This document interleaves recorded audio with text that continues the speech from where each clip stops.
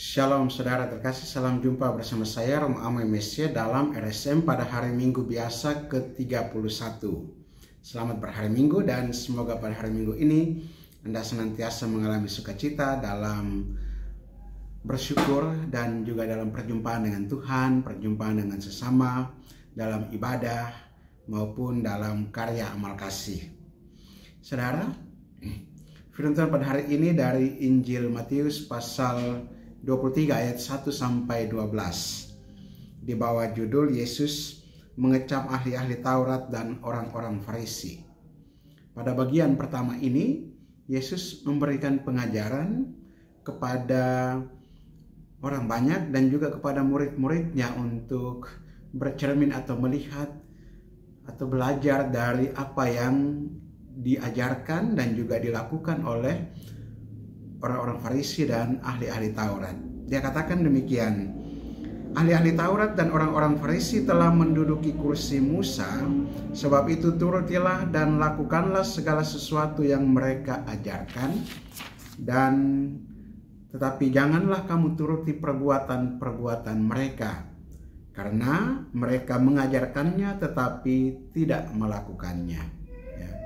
Dan ini suatu pengajaran yang memang penting untuk orang banyak supaya mendengarkan pengajaran orang-orang Farisi dan ahli-ahli Taurat yang menduduki kursi Musa, karena mereka yang memiliki kuasa untuk mengajarkan hukum Taurat, hukum Musa. Karena itu turutilah apa yang mereka ajarkan. Tetapi ada hal yang menjadi penekanan di sini adalah janganlah mengikuti apa yang mereka lakukan. Di sini apa yang diajarkan tidak serta-merta dilakukan oleh orang Farisi dan ahli Taurat.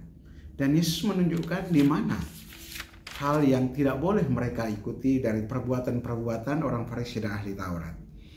Yesus katakan begini, mereka mengikat beban-beban berat lalu meletakkannya di atas bahu orang, tetapi mereka sendiri tidak menyentuhnya.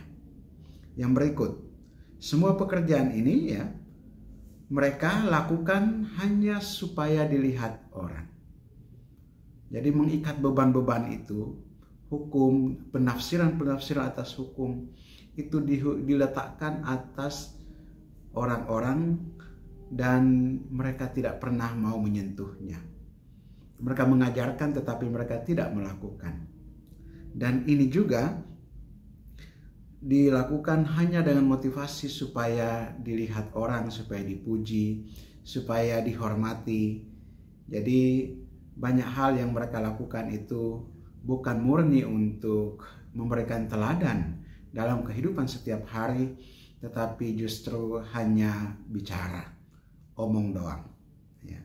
Dan di sini Yesus memberikan suatu pengajaran khusus kepada murid-muridnya untuk belajar dari hal ini.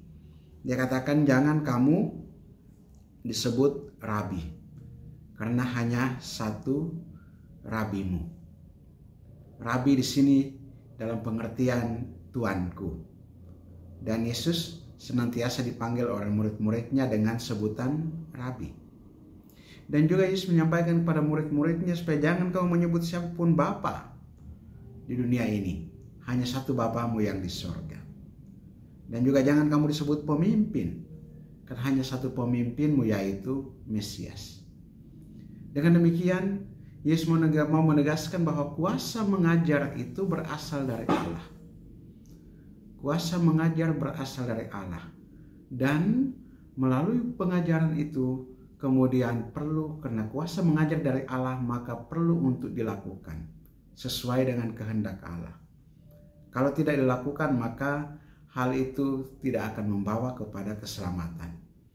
Pengajaran yang kita terima, kita lakukan dalam kehidupan kita setiap hari, supaya perbuatan-perbuatan kita yang baik itu menjadi kabar gembira atau pewartaan yang hidup.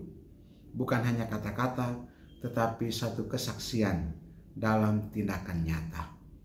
Marilah kita berdoa. Allah Bapa kekal dan kuasa, kami mengucap syukur dan berterima kasih kepadamu atas firman-Mu.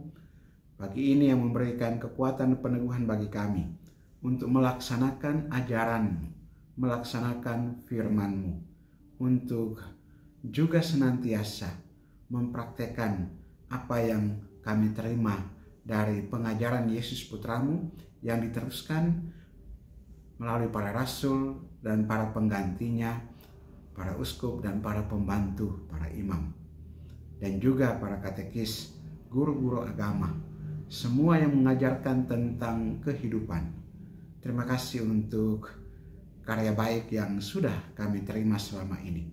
Berilah kami kuasa Roh Kudus-Mu agar senantiasa berjalan di dalam Dikau, agar senantiasa juga dituntun untuk melaksanakan kehendak-Mu dalam seluruh kehidupan kami. Teguhkanlah kami yang lemah ini dan kuatkanlah langkah kami. Sembuhkanlah saudara-saudari kami yang sakit, dan semoga mereka yang dalam situasi malang dan penderitaan, Engkau berikan kekuatan. Demi Yesus Kristus Putra-Mu Tuhan dan Juru Selamat kami yang hidup dan berkuasa bersama Dikau dalam persatuan Roh Kudus Allah sepanjang segala masa. Amin. Berkatalah yang muka satu dan tinggal atas saudara sekalian, Bapa dan Putra dan Roh Kudus. Amin.